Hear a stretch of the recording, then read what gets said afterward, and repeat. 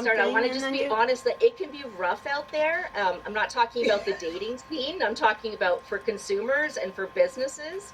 Um, bad experiences can happen to even the best companies. It doesn't happen often with my Amazon returns, but once in a while there's a glitch in the matrix. And I don't know, how many times have you broken up with a company after a string of bad Oh, experiences? so many, so many. And then I hold a Yeah. grudge. Like I'm gonna admit this to the folks here. Like don't X this, everyone. Don't at this at me. Don't, because I will hold a grudge against any brand that somehow does me wrong. For example, Air France. Not Oh, kidding you, Jasmine. Like 20 call it out. years ago, I had a bad experience on Air Yeah. France. Like it was one of those like compilation of bad experiences where it's like I had a food tray dropped on me mid-flight. They lost my luggage. They treated me badly. They like blah blah blah blah blah. I will spend the rest of my life telling people that I had a horrible experience on Air France. I'm that customer, and I think especially for everyone on this, everyone who's taking the time to watch this today, we all understand what a rage scream sounds like.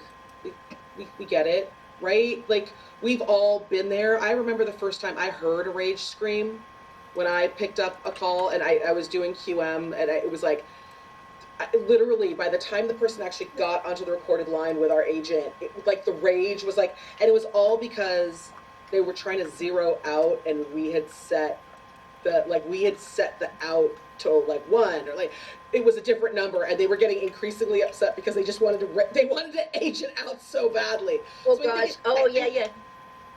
so I think it just happens, and I think the thing we have to remember is that this is not a new phenomenon. I can remember in 2005, I looked at some research data, and it said that after a single experience, a customer would walk with their wallet. Same thing, same phenomenon that we're seeing now. But the best part of the data was that um, it was 13% of the consumer audience that was surveyed. This was like 2006. I'm just Yeah. gonna Said have that them during Q&A, a have them negative contact me. experience in a customer service setting, they felt heart palpitations. Dear. Like they had a physical manifestation of Yeah. how bad their experience felt. And I think that Basically, also don't teach applies No. to our Just- agents. Our chit-chat. agents have a physical It's manifestation more, of how I teach them being more on than the they other do. side of You know what that I'm saying? frustrating It's what experience I never like can to go with feel. these in marketing. So I think that we do have You know to what I'm really saying? focus in on not how to manage and mitigate, how to And you can stop, say, how to and deflect, how to kick these away are a potential non-technical bad people. experience. You know what I'm But we saying? really have to take a good hard And- look back and understand that we're architecting these experiences for everyone to be successful. And if the outcome is that, it's on the slide, and I think it's super important to remember, 3 strikes you're out, it doesn't mean out as in the customer hung up. It means out that the customer walked away with their business.